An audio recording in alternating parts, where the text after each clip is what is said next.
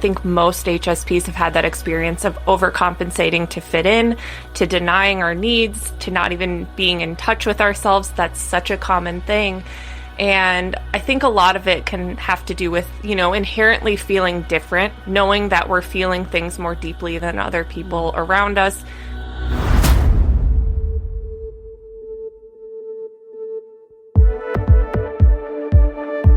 Do you always think you might be different from everyone else? You didn't quite fit in. You could feel things much deeper than others, it seemed. And you could sense people's emotions and mental states just by being in the room. And sometimes you would find yourself overwhelmed when there was so much stimulus around, where everyone else seemed to handle it just fine, almost like they were oblivious. But not you. You're really aware. You feel things deeply. And what you might be is a highly sensitive person, also known as HSP. Different from an introvert or an extrovert. And it turns out 15 to 20% of the population are highly sensitive people. And apparently it's an actual trait. And I've discovered through learning that my son actually has this trait and that he might come by it honestly, because I suspect I might be one too. And if you listen to any of the past 5 episodes, you'll figure that out real fast, as I've been really open about my journey, trying to come to grips with these big feelings I've tried to hide for as long as I can remember. But I can't run from it anymore. And if you want to know more about my personal journey, I highly suggest you get my short but insightful emails. You can sign up at ALLISON'S and stay connected. So I got HSP, highly sensitive person mentor, Alissa Boyer, to close out the mini-series on belonging.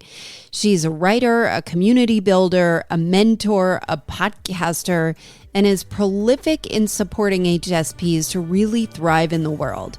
And we talk about why so few people know about this. We talk about people pleasing and how important it is to set proper boundaries. And then the difference between highly sensitive people and hypersensitive people. Energy leaks, dealing with narcissists, and the true superpowers that come with being highly sensitive. I mean, if you couldn't tell already, this episode is jam-packed. Here is my chat with Alissa Boyer. You are like the poster child of highly sensitive people, HSPs.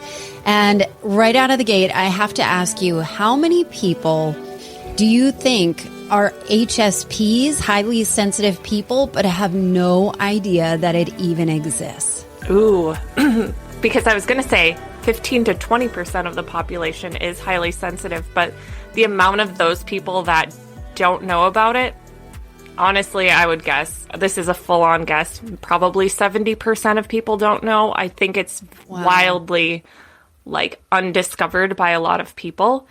Most of the research came out in the early 1990s, so it's fairly newer. So yeah, it's very new to so many people out there.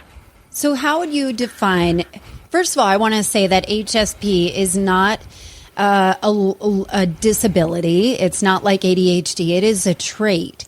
So can you explain what an HSP is? Yeah. So an HSP is a person who has a trait called sensory processing sensitivity. So that means we're going to be more impacted by things happening in our environments. We're going to typically be more impacted by things like bright lights, smells in the room. We're going to notice subtleties that other people might not notice. So we tend to be very emotionally intelligent and have the ability to kind of sense shifts in somebody's emotional, their behavior, maybe. Empathy, empathetic, yeah? Yes, exactly. And that's one thing. Highly sensitive people are highly empathetic. When they've actually done scans on brains of HSPs, they've found that there's more active mirror neurons in the brain, which are responsible for empathy. So we're really good at being able to just understand people's experience. And HSPs tend to be more emotional. So yes, they might cry more, but it's this trait is so much more than just being someone who cries all the time. Like that's a very common misconception. It's really the whole shebang. You're going to be more sensitive to most everything. Another one that's like kind of unique, like we might be more bothered by our clothing. I used to be very particular as a kid about my clothes. I would change like 20 times a day. I still do that sometimes if it's not fitting with how I want to feel. So yeah, there's a lot to the trait.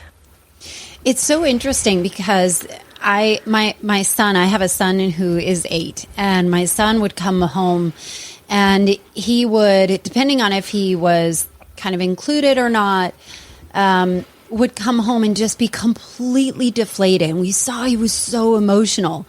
And I called a friend of mine and I was like, should I take him somewhere? I don't understand what, like he's so bothered. Is he depressed? Is he anxious? Is he, what is it? And she said, I think you've got a highly sensitive person. And by the way, that's a thing. And I was like, what? So I brought him to a play therapist. And turns out he is, like he's really sensitive to touch, to taste, to, loud sounds that, when he's in big crowds, it's very like, it's almost like overstimulating for him. But I started to realize his friendships and the way that he would respond to being included or not, or feeling like the belonging. This is the belonging series. I started to notice where I'm like, oh, wait, that's how I am. I've just completely overcorrected it my entire life to fit in. And the reason why I say that is because what I've learned from your podcast is how often HSPs try and overcompensate to try and fit in because they think something is wrong with them. I want to understand your perspective on that. Oh my gosh, yeah. I mean, I'm so glad you brought that up because that's such a huge thing. And like I had that experience. I think most HSPs have had that experience of overcompensating to fit in, to denying our needs, to not even being in touch with ourselves. That's such a common thing. And I think a lot of it can have to do with, inherently feeling different, knowing that we're feeling things more deeply than other people around us. Maybe our parents told us like, why does that bother you so much? It's not a big deal. Or like, don't be so dramatic about it. Like I heard that sometimes, and I have amazing parents, but they just didn't know.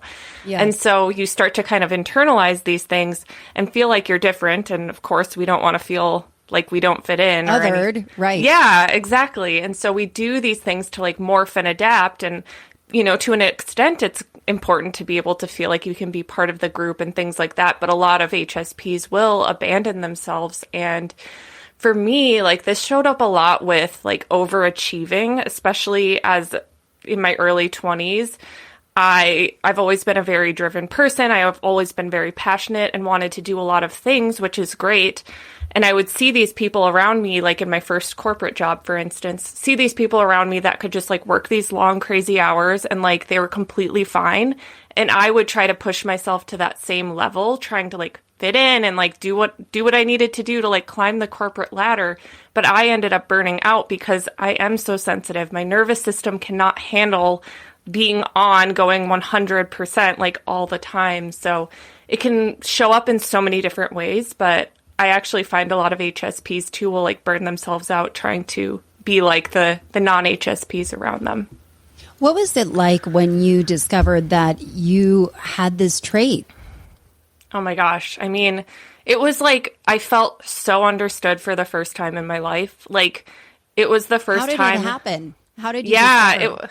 So my mom actually found the book, The Highly Sensitive Person. I don't remember how she found it, but I think I was probably like 22 or 23 years old, and she told me about this book. She's like, I think this describes you. And at that time, I was just getting into like self-help and personal development. So I was like, wow, this is cool. So I read the book like in a few days, and I just felt understood because I had always had that inherent feeling of like something's wrong with me. Like I just feel so different. And so the book like described me to a T. And I don't know if you've taken the test, but there's actually a self-test you can take online, hsperson.com, where you can find out your score and like see if you're really like quote unquote, qualify as a highly sensitive person. And so I did that quiz. She also has it in the book. And yeah, I just felt so seen. I felt like, wow, I'm not alone, which was amazing. So what did you do with that? Because now you have this whole community. You have a podcast. You've got a group that people can join. What have you must have been able to connect with other people because it's like a whole ecosystem. Yeah. It really happened organically. So yeah, I was like, 23, whatever. And I started being interested in learning more about the trait and like wanting to connect with other people who are highly sensitive. And I tend to be a pretty much an optimistic person. Like I like to see the best in things. So there were some groups on Facebook that I found that were for highly sensitive people. I was like, awesome, like here's some groups. But what I found in a lot of these groups was that there was a lot of heaviness. There was a lot of complaining like, oh, it's so hard to be highly sensitive. Oh, I hate this. All of these things, and that was not resonating with me. And I found myself leaving these groups feeling kind of depleted because my experience was that learning about this trait was really opening my eyes and making me feel so much more in touch with myself. So I started blogging, and I didn't start blogging about being a highly sensitive person. I just started blogging about like inspiration and things that I was learning from my self-help books. Occasionally I would write about being sensitive. And what I started to find was that when I talked about being sensitive, people really liked those posts. They really resonated with them. And I was like, I started to like organically build my community that way. And then it was last summer or summer of 2020 that I started exclusively talking about being highly sensitive. And from there, it blossomed into the membership community, writing articles for Highly Sensitive Refuge, and I found my people because I get to, create this community. I got to create it with that more optimistic lens where it's like, no, it's cool to be highly sensitive. And here is what I've learned that helps you thrive as an HSP. So it seems like there are boundaries that are really, really important to set as a person that is highly sensitive. And when I think about boundaries, it's almost like a retraining not only of yourself and a letting go of maybe some of the social norms and the social expectations to kind of recreate or create a whole new world. How do people get started on, okay, yeah, they might be listening. You might be listening and thinking, oh my God, that's me. I've always felt different, or I get really emotional for, at certain things, and I always felt different. What do you do from that? Where do you go from there? How do you start kind of adapting your lifestyle? Yeah. So I'm happy you mentioned boundaries because that's a huge one. And I always tell people baby steps because especially if you're highly sensitive, you're going to get overwhelmed easily. It's one of the parts of the trait that is challenging. Like I always say, like, it's okay. That part is kind of hard. So I never would tell anyone like, okay, just go revamp your life now. Like just do everything different. So baby steps. So when it comes to setting boundaries, I always tell HSPs to start really, really small because that's one of the things HSPs tend to struggle with the most, I've found, is people pleasing and having a complete lack of boundaries. So some examples that I like to tell people that I did in my own life were, if you're that person, you always respond to your friends' texts immediately. Anytime they have an issue, you drop everything you're doing and you respond.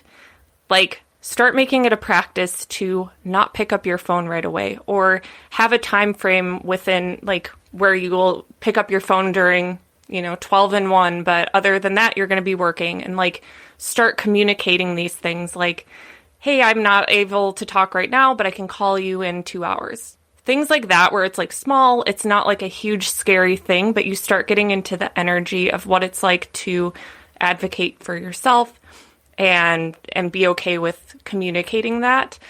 I also tell HSPs that it's going to be uncomfortable. Like, I think a lot of times we don't set boundaries because we're scared someone's going to get mad at us. We don't like how it makes us feel. We're like, oh my gosh, I'm a bad person. And I tell people, like, it's new. So yes, it's going to be uncomfortable. You might be like, I'm doing something wrong, but we can survive that discomfort. I tell people, you sit with it. You journal about it. You journal about what's coming up. If you're in community with other HSPs, it helps to talk about what's coming up. But I think that's important to note too, because it's a new thing, and it's going to take time and practice to really get used to it. What feels really good? Ooh, as an HSP, I mean, for me, it's creating. Like, I love creating. That was where I just could lose myself. And for highly sensitive people, a lot of HSPs tend to be creative. I don't think it's like a rule, but I think a lot of them do. And we really have this ability to process deeply and to see patterns that other people don't see. We tend to be intuitive. And so I think when we have opportunities to kind of just like be in the flow and like get inspired and create something, whatever that looks like for you, whether it's drawing or writing or maybe gardening or interior design, like whatever, I think that feels really good. I love that. So I'm trying to think, there are a lot of things that are overlapping for me. So if I think about HSP, I think about the way you describe it. I think about introversion versus extroversion, if there is overlap.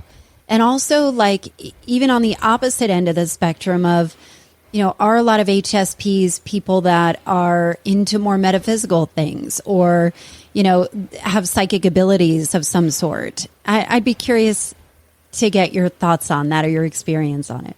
Yeah. So there's definitely overlap. So on the introvert-extrovert piece, most HSPs, I believe the number is like 80%. Don't quote me, but it's online. I want to say 80% are introverts, 20% are extroverts.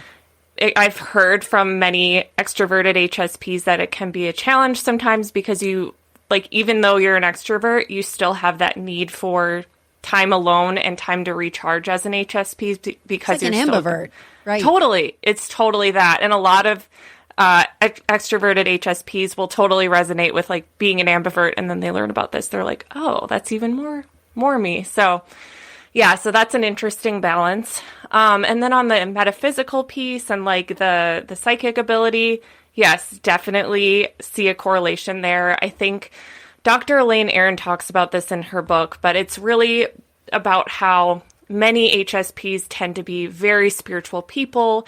We might not like start out that way, but we might have difficult, experiences in our life that lead us to spirituality. That was definitely the case for me. Like, I grew up in the Midwest, like very normal, like, standard upbringing. We weren't meditating. We weren't like, there wasn't energy healing, nothing like that. But right now you're in California, right? Right. I'm in California. So I was like totally different.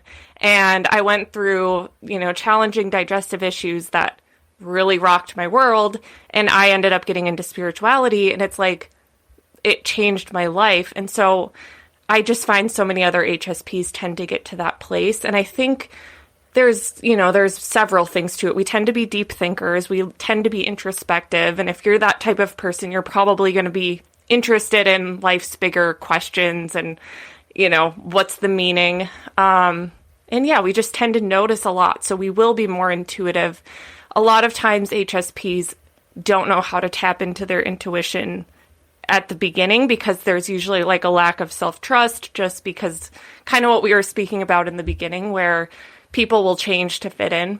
A lot of times we kind of numb out and don't know how to tap in. So I think it requires a lot of like reconnecting to ourselves in order to tap into that, because I do believe we have that ability that's really inherent within us, but we kind of have to like uncover to get to it. Yeah. So I'm thinking about, I want you to help me on something. You had talked about there's a common misconception that HSPs cry all the time. And there are some people that I know that cry all the time. And it is like, like my eyes will roll back in its head. I would love to have a little more empathy for this. Like how do you respond? And, are they highly sensitive? Like, where's the line between a highly sensitive and drama? And is there overlap? And maybe they're crying out because they need to be heard. They need to be understood. They need to, like they feel big. So I'd love some coaching for myself personally. I that's so funny because I can relate, and sometimes I feel guilty where I'm like, I'm supposed to be this empathetic person. Why can I not like feel that much empathy right now? Right. Yeah. Why am I judging? So totally get that. And I actually wrote an article about this for Highly Sensitive Refuge, I don't know, a while back, and it was called The Difference Between Hypersensitivity and High Sensitivity. So what you're describing to me is kind of reminding me of the hypersensitive person versus highly sensitive. So somebody who's hypersensitive, it's more about not being able to manage your emotions at all in a healthy way and really letting them, you're just exploding, whether it's anger, sadness, whatever. It's letting those emotions completely overcome you. And sometimes it can be about reaching out for it, crying out for attention, or just really having kind of like, I don't know, an immature way of handling things. And it might be due to traumatic life experiences or things like that. Like most often it's going to have some sort of correlation there, something deeper, versus a highly sensitive person may feel deeply, may struggle to manage their emotions at times. Like we all have those moments, but it's not going to be the same where it's like crying every day, like always unloading their problems on you. Like that's not going to be the case. So there is definitely a difference. That's something I kind of want to share about more because I think they often get misconstrued and it's like not the same thing. I think that's important too, because we all know those people in our lives too, people that you're like running the opposite direction because you just don't have the energy, Yeah. And it's important oh, sorry, go ahead. Yeah. No, please. I was just going to say, and it's important for highly sensitive people to be aware of the people out there like that because HSPs are empathetic. I mean, sometimes we're going to have an adverse reaction and be like, oh my gosh, I can't handle that. But a lot of HSPs will get stuck and like really looped in with always helping people to the point where they're just like totally depleted because they're like, oh, this person really needs me. They don't have any other friends. So I just wanted to point that out because that's a common thing I see, which then goes back to the boundaries piece. It's like, we have to have those boundaries. I think there's so many distinctions to make, whether it is boundaries, where you fall, like if I'm an HSP and I don't know, I'll take that test. What is hsperson.com? I'm totally going to take it. Like I'm not really a crier, but I do feel things really deeply. And I think I would love to know if HSP is a superpower, what can you do as a superpower? Yeah, I definitely think it's a superpower. I think one of the things I love about being highly sensitive is our ability to connect really deeply with other people. Like we just have that innate ability to just get people. We can pick up on their vibes. We can kind of know the things that they might need. Unconsciously, a lot of times you can just like sense if something is off for somebody and what kind of what they might need to hear. And I don't say that in like a people pleasery way, but more just like a genuine, like we just know how to connect. And I think as a result of that, like something I've experienced is like I have a lot of really deep, meaningful friendships in my life. And I'm often the person that people will trust to tell things to. And to me, that's a superpower because it really fills me up to be like trusted in that way and have those connections that are really meaningful.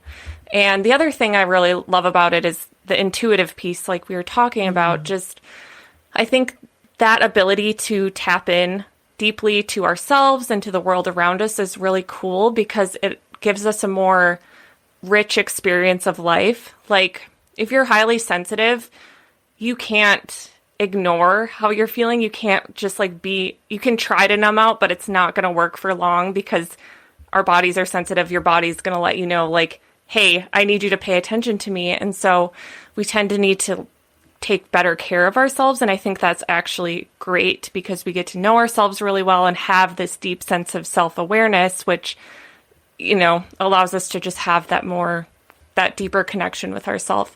And the last thing I would say is the empathy piece. I think empathy is something we need more of in the world. I think there's not enough of it. And that's one reason I really try to empower highly sensitive people, because I want to see more people with big hearts that are empathetic, feeling like confident so they can go be leaders in the world. And we have more of those soft-hearted people, in a leadership role, because that makes a positive impact on the world, I think.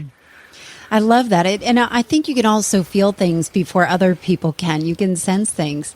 But I wanted to pause for a second on the intuition side of things. So, we hear a lot about intuition now. And I wonder how you guide people how to begin tapping into their intuition as they discover these things about themselves. What have you found works for you? Yeah, So I like to tell people to have fun with it. And one of my favorite practices for doing this is to start a notebook, whether it's in your phone or like a physical notebook, and start writing down all of the little synchronistic moments that happen to you. So say you're thinking of your friend and then she calls you. Say you keep looking at the clock and it always is 2:22. Things like that where it's like, oh my gosh, that's kind of cool. So start writing all of those down. Don't ignore them. Don't write it off as a coincidence, but be like, oh, that's pretty awesome. And like, I was just talking to one of the people in my membership and he started doing that. And he was telling me, he's like, this is so cool. Like, I'm having so much fun. It's kind of like a game. And he's finding that it's helping him to trust these little intuitive ideas that he has more, because you start to, build the habit. There's this quote, it's like, energy flows where attention goes. So I think when you have the intention to kind of notice more miracles and cool moments, you're going to find more of them. And then the other piece is the self-trust piece. I think that in order for us to be able to tap into our intuition, we have to be able to trust ourselves, because otherwise it's very easy to write it off as like, oh, whatever, like, that's not real. And so I think doing work around that is important. And in order for people to kind of build their self-trust, again, I go back to like small habits.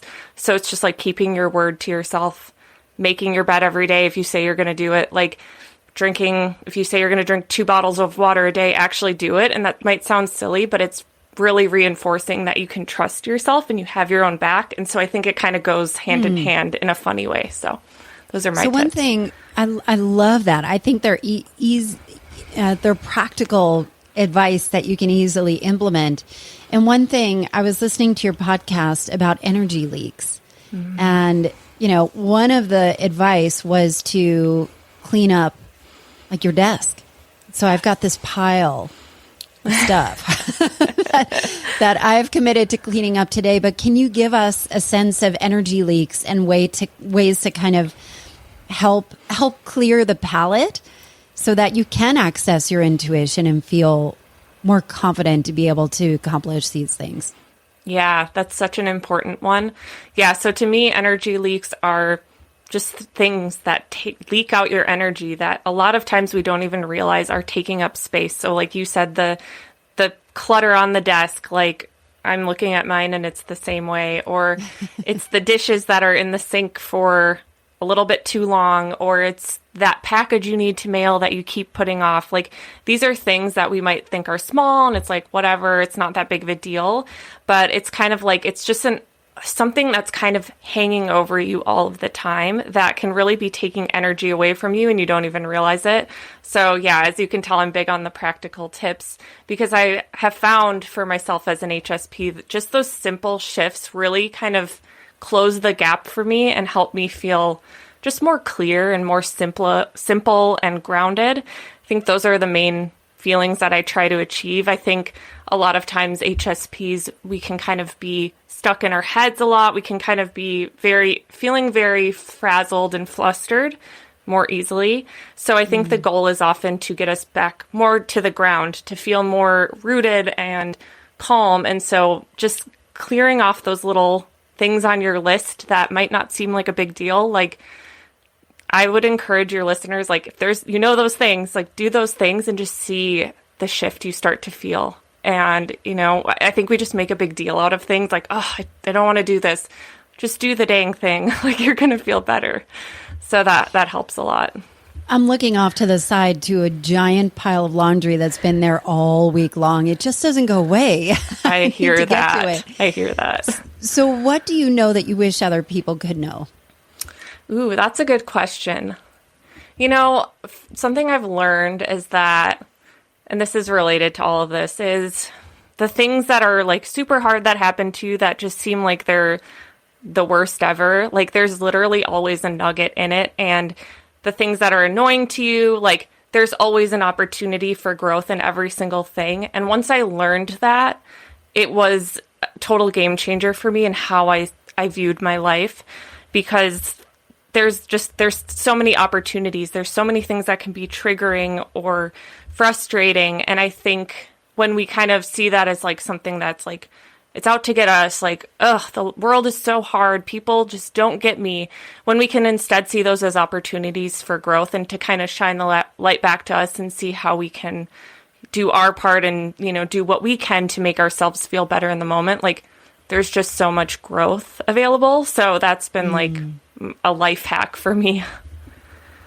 I love that. Well, how can people learn more about you or get to work with you? Yeah, I would say the main way where I'm most active is Instagram, which is @LifeByAlyssa. And there you'll find all the links to work together. My main way to work with me is through my membership community for HSPs. And that's a great place where you can learn every single month different tools and tips to thrive as a highly sensitive person. And then we also meet up on Zoom every single month. So that's like a beautiful community. It's currently closed for enrollment, but there is a wait list. So you could get on the wait list and know when it reopens. And then, I write lots of articles for Highly Sensitive Refuge, which that website in general is an amazing resource for HSPs. So that is what I would recommend. Yeah, I was learning about narcissists and HSPs this morning. Oh, yeah. Sensitive Refuge. So interesting. Yep. It really is fascinating. It's like a whole world. Well, thank you so much, Alissa. I love what you're up to, and I'm so grateful that you were able to share some of your experience with us today. Yeah, thanks for having me. This was so super fun. It was so important to me to include the topic of highly sensitive people to this Belonging mini-series as we close this series out.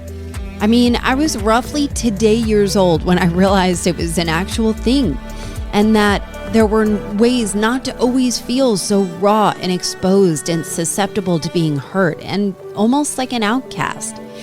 I was excited to hear that you could harness those big feelings and really make a huge impact in the world.